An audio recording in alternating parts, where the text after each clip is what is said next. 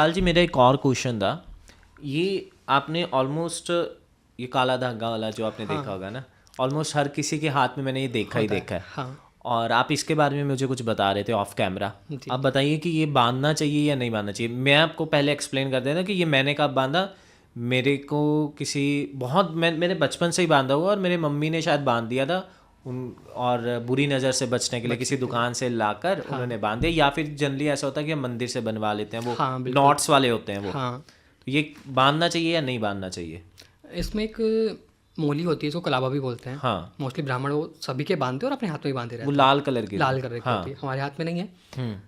ये जो धागा ताबीज़ है, आप किसी भी भक्त के पास जाओ कि आपको भूत प्रेत परेशान कर रहा है, कोई तंत्र वंत्र है, तो वो धागा दे देते हैं या ताबीज़ दे देते हैं, गले में, बाहों में पहनो।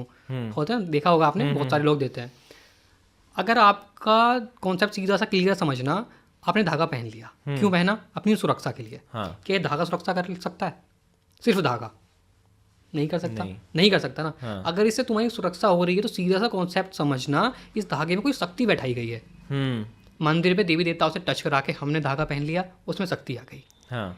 भगत बाबा तांत्रिक के पास गए, उसको अभिमंत्रित करके उसने मंत्रों की फूंक मारी, शक्ति बैठाई और तुम्हें दे दिया। उसमें शक्ति आ गई तुम्हारी सुरक्षा के लिए। क्लियर है यहाँ तक कॉन्सेप्ट? नजर से कैसे बच रहे हैं? काला धागा नजर से नहीं बचा सकता। हाँ। नजर तो इतनी ताकतवर चीज है कि पत्थर को फोड़ सकती है। हाँ। हमारे जैसे मतलब जो, मैं तो छोड़ो क्या ही हूँ, जो बड़े बड़े महान आत्मा महान पुरुष है ना, उनके ओरे को क्लीन कर देती है, मतलब वो ब्लैक कर देती है। नजर इतनी ताकतवर चीज़ है, तो सिर्फ धागे से कैसे बचेगी? यानी कि उसमें शक्ति है। तरीके बहुत अलग हैं। कुछ को शक्ति आवाहन करके भोग हवन प्रसाद करके ताबीज पे बैठाई जाती है। कुछ में कि 11 बार मंत्रों का फूक मंत्र का जाप करो और उसका ऊपर फूक मारो और उसको पहना दो, तो ऐसे काम करता है। अब सीधी सी बात, जो मैं इतनी मूर्तियों के लिए मैंने कॉन्सेप्ट तुम्हें समझाया, वही धागे ताबीज के लिए है। एक शक्ति आपके पास आ गई आपकी सुरक्षा करने के लिए, है ना? वो आएगी, मतलब किसी भगत के पास थी या मंदिर में थी, मंदिर से टच करा, वो शक्ति धागे में बैठ के आपके पास आ गई। जब मंदिर में थी, भगत के पास, तो उसको खाने पीने को सब कुछ मिल रहा था, अय्यासी की अपनी जिंदगी अपनी वो मजे में काट रही थी। अब उसको क्या करने के लिए भेजा कि इसके पास रहे, उसकी प्रोटेक्शन कर। एक धागे में बांध दिया। हाँ। जो खुली थी, पूरे ब्रह्मांड में कहीं भी घूम सकती थी, उसको एक धागे में, एक ताबीज में बांध दिया गया। ठीक है। 10-15 दिन वो ठीक से रहेगी, तुम्हारी सुरक्षा भी करेगी। उसके बाद जो उसको भूख लगेगी, वो क्या करेगी?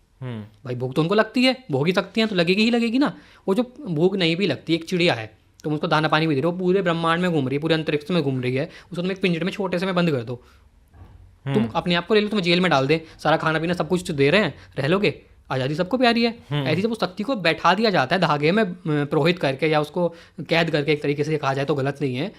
अब उसके नियम होने चाहिए। जो आपको वो शक्ति दे रहा है, ये तो उसके नियम वो खुद फॉलो करे या आपको बता दे। ये मंत्र जाप है, ये करते रहना, इससे धागे में जो शक्ति बैठी है उसका पालन पोषण होता रहेगा।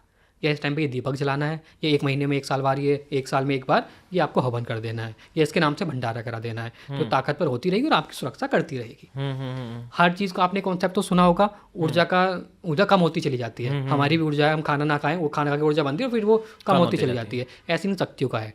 इनको भोग प्रसाद दोगे तो ताकत पर होती रहेंगी, बड़ा धीरे धीरे कम होती चली जाएंगी। जैसे ही आपने देखा भी होगा कि हमने धागा पहना, 1 महीना 2 महीना 3 महीने सब सही रहा, बाद में दिक्कत हमें फिर से आ जाती है। फिर हम भगत के या बाबा के पास कहीं जाते हैं, कह देते हैं वो धागा गंदा हो गया, उसको फेंक देते हैं, दूसरा दे देते हैं। वो धागा गंदा नहीं होता, वो जो शक्ति बैठी है उसकी ऊर्जा खत्म हो जाती है। जैसे ही उसकी ऊर्जा खत्म होने की कगार पे आएगी, वो क्या करेगी? आपके शरीर में एंटर कर जाएगी, आपका खून पिएगी, आपके पेट से जब जो भी खाओगे उसका भोग लेगी, आपका टेस्ट जो भी आप करोगे टेस्ट से भोग लेगी। इसमें 2-3 तरह की चीज़ें और ऐड कर सकते हो। मानो कोई तांत्रिक शक्ति थी, तांत्रिक बाबा के पास गए, उसने किसी ने जिन भेज दिया, चुड़ैल बैठा दी, या कोई पिशाच भेज दिया सुरक्षा करने के लिए। मोस्टली तांत्रिकों के पास ये चीज़ होती है, वो शमशान से लाते हैं। अब उसमें ऐसा था जिसको अंडे का भोग लगता था, मांस का भोग लगता था, ड्रिंक का भोग लगता था। अच्छा। अब उसको शक्ति को तो वही चाहिए, वो मिलेंगे नहीं। कुछ लोग ऐसे होते हैं जो बिल्कुल सीधे साधे होते हैं, कुछ नहीं खाते नहीं पीते नहीं, अचानक से खाना पीना शुरू कर देते हैं, ड्रिंक करना शुरू कर देंगे, नॉनवेज खाना शुरू कर देंगे। वो शक्ति जैसी तुम्हारी बॉडी में एंटर करेगी, आपको वैसा बना देगी जैसी वो खुद थी। तो गए तो थे तुम ठीक होने, और ठीक होने के साथ साथ कब तुम बेकार हो गए, कब तुम्हारा अहित होना शुरू करे सिर्फ एक छोटे से धागे ने, आप सोच ही नहीं सकते। तो अभी आपके ऊपर डिपेंड करता है कि आपको बांधना है या नहीं बांधना। बांध सकते हो, बांधने में कोई दिक्कत नहीं है। आप अपने मंत्रों से अभिमंत्रित करके धागा पहन के बांध सकते हो। किसी से लेके आ रहे हो तो उनसे पूछो कि आप जो ये दे रहे हो उसका कॉन्सेप्ट क्या है, क्यों दे रहे हो, इसमें कोई शक्ति है या मंत्र की भी ऊर्जा है तो कब तक रहेगी, उसको हमेशा चैनलाइज कैसे कर सकते हैं, हमेशा उसको चार्ज कैसे रख सकते हैं। ये कॉन्सेप्ट, अगर ये चीज़ को आप फॉलो करोगे तो बांधो, वरना आपकी इच्छा। ठीक है। और जैसे ये आपने बोला कि इन्हें भोग लगते हैं, हाँ। और वैसे ही मेरे कॉन्सेप्ट मेरे माइंड में आ रहा है कि जो हमने देखा है कि माता रानी के बहुत सारे मंदिर होते हैं, उसमें शराब चढ़ती है। चढ़ती है, हाँ। ये मतलब थोड़ा ऐसा हो जाता है ना कि देखने की माता रानी को क्यों शराब चढ़ रही है, ये क्या है इसके पीछे लॉजिक? मैं भी 2-3 बार ये बता चुका हूँ। माता का, काली माता को ले लेते हैं, चलो इनका भी अपन जिक्र नहीं करा। काली माता का मंदिर बना दिया। मंदिर में वो जो महाकाली हैं, जिसने ये कहा जाता है कि संसार की रचना करी है, संसार को हमेशा बचाया है, सुरक्षा करी है, वो नहीं बैठती। उनका एक अंश आके बैठता है। उस अंश के नीचे देवी देवता दूत कार्य करते हैं। काली माता के नीचे कौन कार्य करेगा?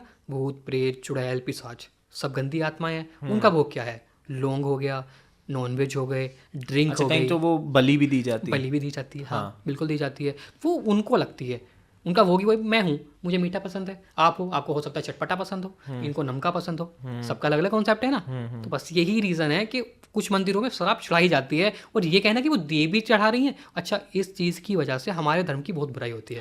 कि तुम्हारी माता तो शराब पीती है। कितना बुरा लगेगा यार, माता शराब पीती है, मतलब माता शराब पीने का मतलब समझो तुम हमारी मम्मी को कह रहा है तुम्हें भी शराब पीती है, तो सुन के कितना बुरा लग रहा है। तो तुम जवाब दे सकते हो? क्या जवाब दोगे? पीती तो है, आपको पता नहीं ना, ये तो शास्त्रों में लिखा हुआ है। ये कॉन्सेप्ट क्लियर रखोगे तो आप किसी का भी मुंह बंद कर सकते हो। मुंह बंद तो लोग क्या करेंगे, खुद चढ़ा के आते हैं। ये वीडियो तो आपको अच्छा लगा ही होगा, लेकिन इससे भी ज्यादा मजेदार और वैल्यूएबल कंटेंट हमारे मेन चैनल बात कुछ और है पे है। अगर आप चाहते हैं कि आप पूरा कंटेंट देखना चाहते हैं, go there and watch the full podcast and subscribe करना मत भूलिएगा। एंजॉय।